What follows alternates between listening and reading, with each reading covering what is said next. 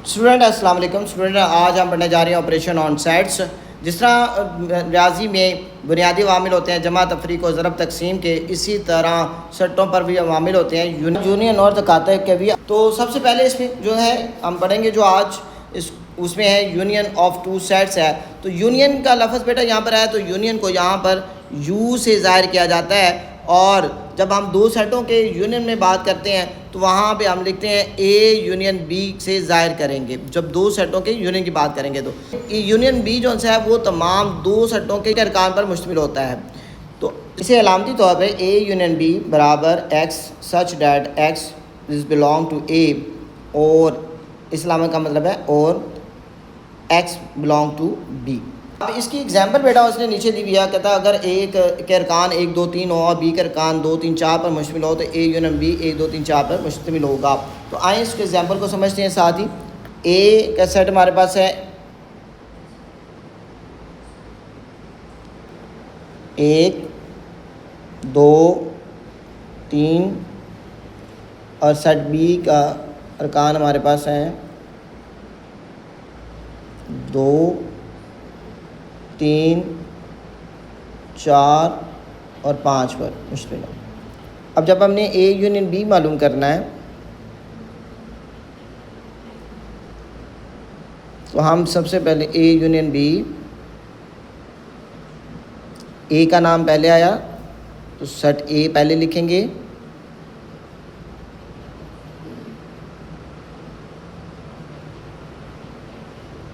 फिर दरम्यान में यूनियन की अलामत है, अब यूनियन यू लिखेंगे, फिर सेट बी का नाम है, सेट बी के अरकान लिखेंगे,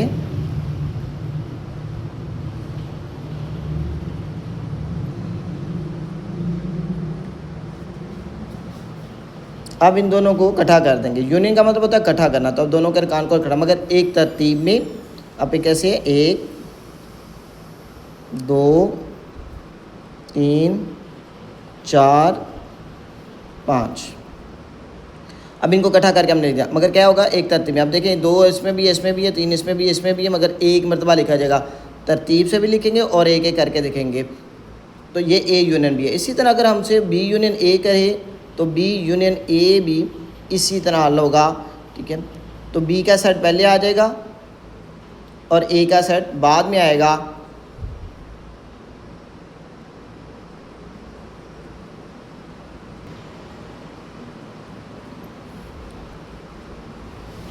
यूनियन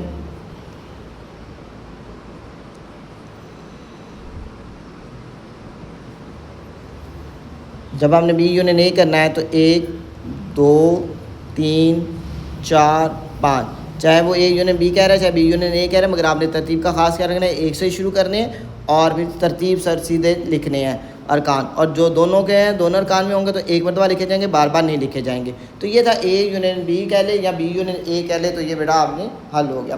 तो इसकी कोई भी एग्जाम्पल आ जाए तो आप इस तरह हल कर सकते हैं और इसका जवाब आ जाएगा जी बेटा। इसके बाद है आपके पास इंटरसेक्शन ऑफ टू सेट, यानी कि दो सेटों का तकाते। उर्दू में इंटरसेक्शन को तकाते कहते हैं। तो यहाँ पे तकाते की जो अलामत इस्तेमाल होती है वो उल्टा युवा इस्तेमाल होगा, आपने करना है। और जब हम दो सेटों के दरमियान में इसको इस्तेमाल करेंगे तो इसको हम ए तकाते बी, ए इंटरसेक्शन बी पढ़ेंगे, ए तकाते बी पढ़ेंगे यहाँ। अब ये जो सेट मुश्तमिल होता है ए तकाते बी दो सेटों के कॉमन जो मुश्तरक अरकान हैं उन पर मुश्तमिल होगा। दो सेटों के जो मुश्तरक अरकान हैं उन पर मुश्तमिल होगा।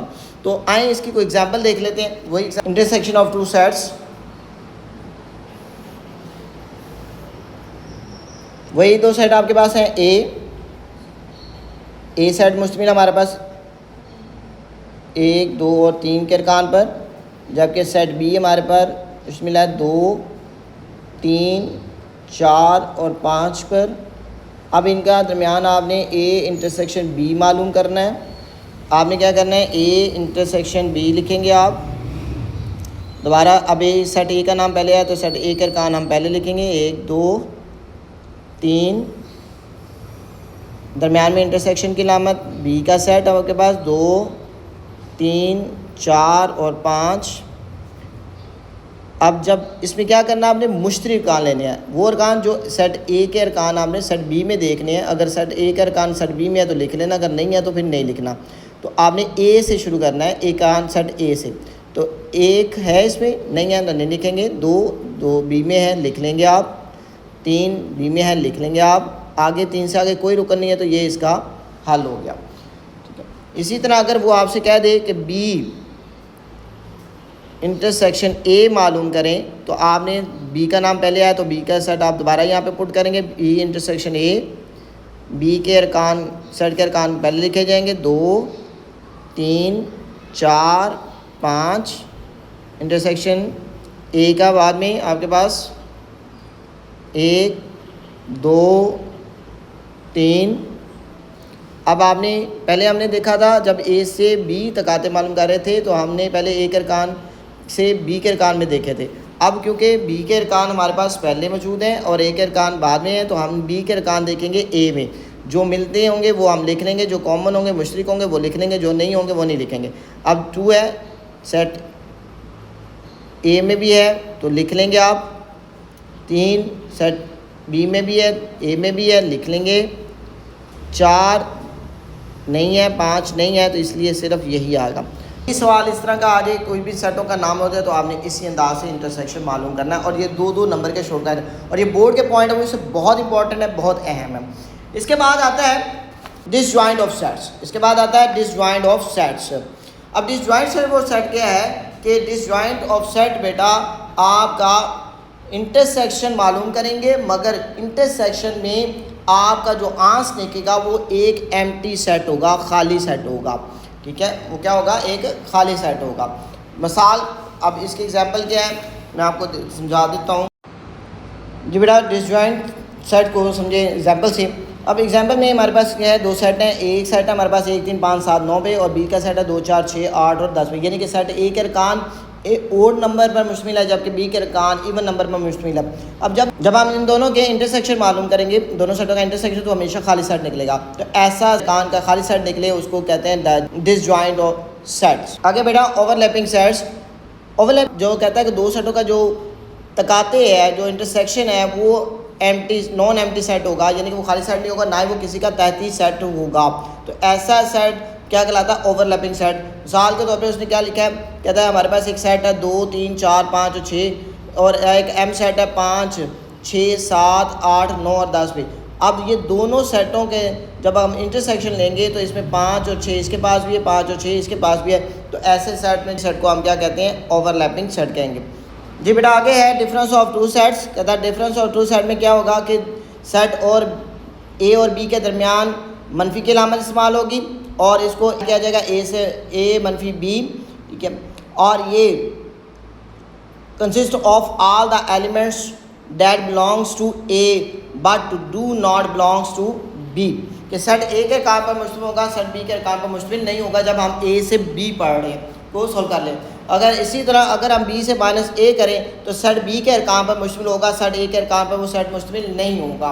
आए समझते हैं, इसके एग्जाम्पल की मदद से समझते हैं। इसको कहता है जी स्टूडेंट, आए डिफरेंस ऑफ 2 सेट्स को एग्जाम्पल से समझते हैं। कहता है सेट ए हमारे पास मौजूद है 1 2 3 4 5 पर मुश्तमिल है, सब के बीच हमारे पास 4 5 6 7 8 9 10 पे मुश्तमिल है। कहता है ए माइनस बी मालूम करें, तो कहता है ए माइनस बी, इसमें हम ए का नाम पहले आया, ए के अरकान पहले, फिर बी के मनफी के अलामत लिखे, फिर बी का सेट है, बी के सेट के अरकान बाद में।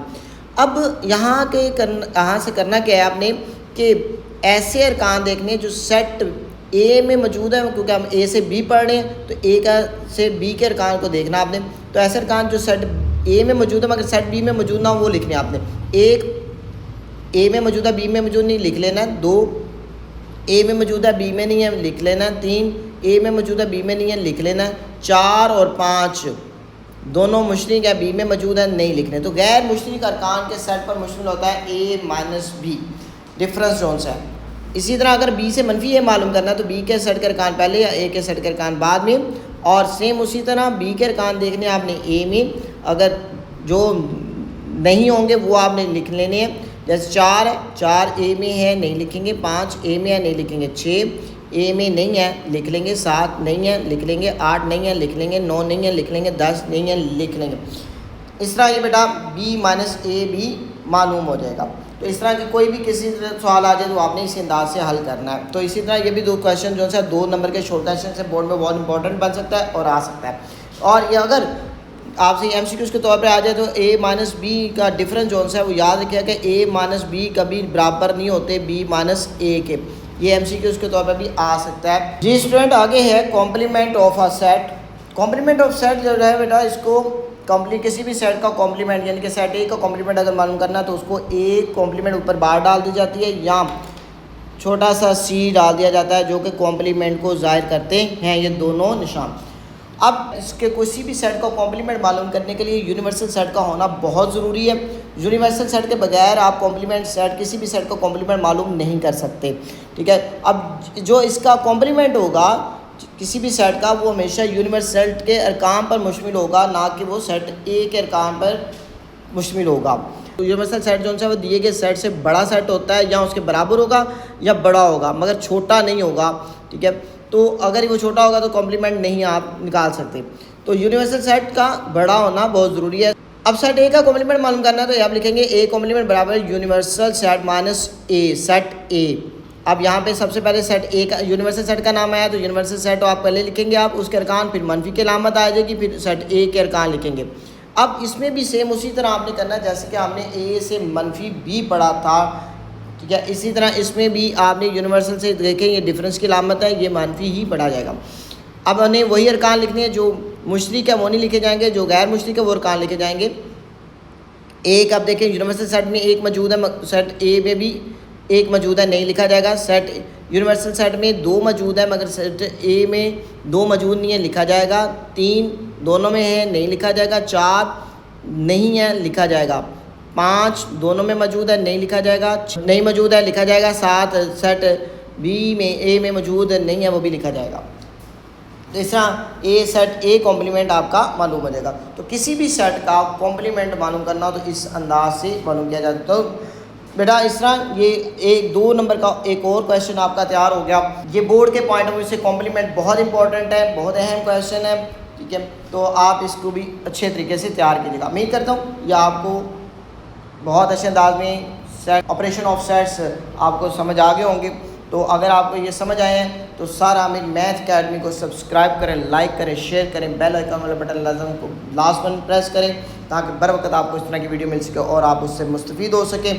Thanks for watching. अल्लाह हाफिज़।